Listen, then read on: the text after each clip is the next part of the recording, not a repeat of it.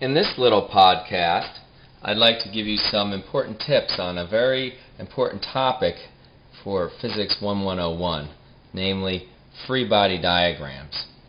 Now, I'm going to illustrate these in the context of an example which is given in the textbook, a very classic and very nice example of a block placed on a plane inclined at an angle theta, where someone is applying a force in order to push the block up the plane, but there's a certain amount of friction involved, and the question then is precisely how much force is needed to overcome that friction and to get the block to try to move up the plane against the action of gravity.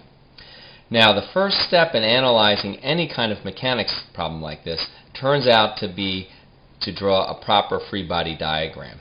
The reason comes back to one of Newton's beautiful observations, namely that if you want to analyze the motion of an object, the only thing you really have to understand is what is the total net force acting on that body. You don't have to worry about the other bodies in the problem. You can just focus on one body at a time. That's why I think actually free body diagram is sort of a misnomer. We should probably not call them free body diagrams, but actually isolated body diagrams would be a better terminology. And what they help you do is to avoid one of the key errors in dealing with these types of physics problems, and that is the following. So there are actually two classic errors one can make. So typical errors. The number one error would be to include a force that is not actually acting on the body. So there's some force F that's not acting on the body.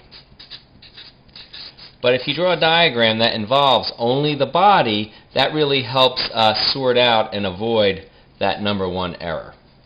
The second most common type of an error, and that's the one I want to help you learn how to avoid today, because once you are drawing a proper isolated body diagram or free body diagram, you actually will tend to avoid including forces that aren't acting on the body, but sometimes still it's quite easy. So the number two type of error is to end up missing one of the important forces. And the way I'm going to try to teach you to avoid that is by realizing that there's a certain sort of family tree of forces in this universe. And as long as you go down this family tree and consider all the possibilities, you'll be clear and sure not to miss any particular force. So before I get going on what that family tree is, I want to begin the free body diagram by actually sketching my free body. So in this case, we're going to be focused on the motion of the block. So we want to draw a free body diagram for the block. In a more complicated problem, you might also want to draw the free body diagram for the inclined plane. But in this case, let me just show you how to do the one appropriately for the block. So you just draw a picture of the same object, but now all by itself. You're not allowed, if you will, to have any other objects in the diagram. Now, to make sure we've included all of the different possible forces, as I said, there's this certain sort of family tree of forces. So if I consider what all the possible forces are in this universe, if you just sort of think systematically, there actually are just two different types of forces that one might be dealing with. The first type of force would be the long-range forces. And of course, well, if you're including all possibilities, if you're not long-range, well then the other sort of branch on the family tree would be the short-range forces. Now let's deal with the long-range forces first, because there really aren't that many of them that you have to worry about in this course. Long-range means something that can act at a distance. And there really are just two types of forces like this. The first one is gravity, and that actually will be very common in this course, Physics 1101. And then in Physics 1102, in the next semester, you'll be dealing with the other two types of forces that can extend over long ranges. Those are either the electric force and also the magnetic force. but those don't come up until 1102. So in this case, as long as you consider whether or not there's gravity in the problem, and then include it if it is in the problem, then you can be sure that you've taken care of all of the long-range forces on this side of the family tree. And in this particular case, I mentioned you had to push this thing uphill against the action of gravity. So indeed, gravity does act in this problem. So we should then be sure to include it in our free body diagram. And the way we do that is to realize that, well, gravity, being a long-range force, tends to reach into bodies and actually ends up acting from their center of mass. So I'll draw the force as actually acting at the center of mass. And then I'm sure to draw the fact that it's a vector, I need to include the direction of gravity, which of course is straight down. And we also should denote the magnitude, which of course is m times g. Okay, so that takes care of the long-range forces. Moving over now to the short-range forces. Short-range forces, because they are short in range, don't act over a distance, so they actually have to act as the result of some kind of a contact.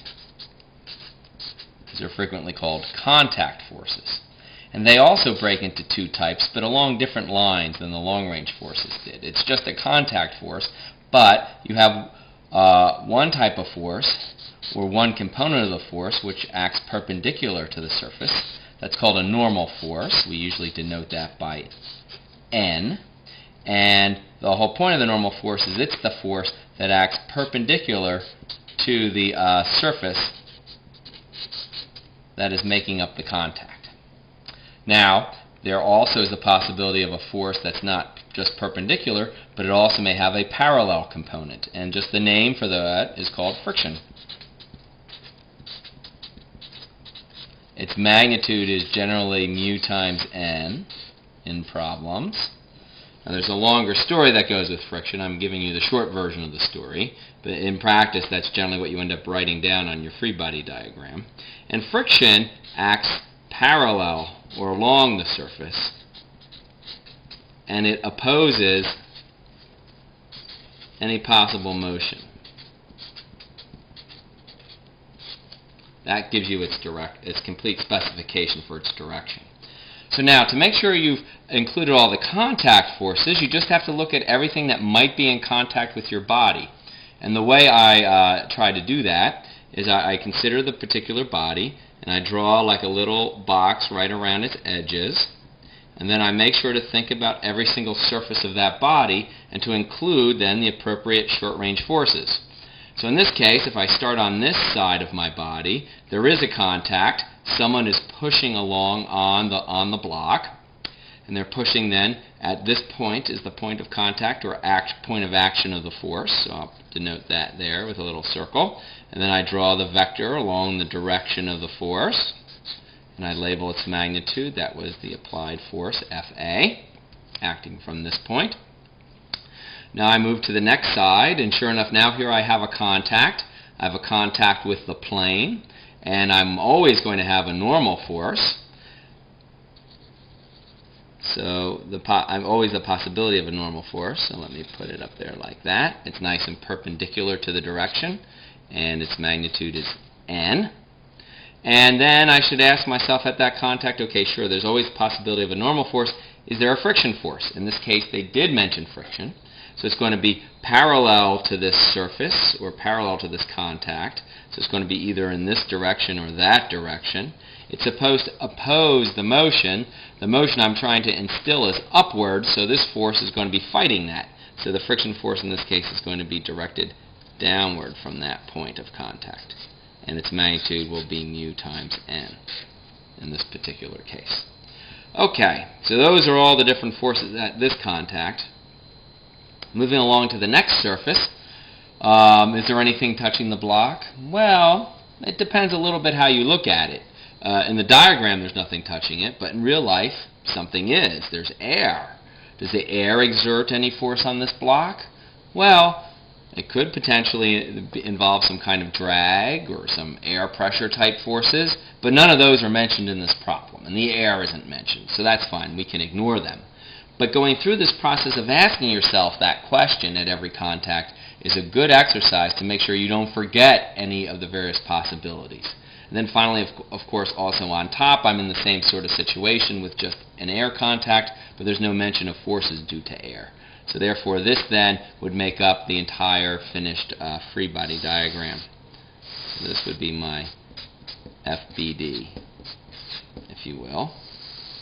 And now, once you have these forces clearly delineated, the next part of your job is to add up all the forces and apply Newton's laws, but that's a topic for another day.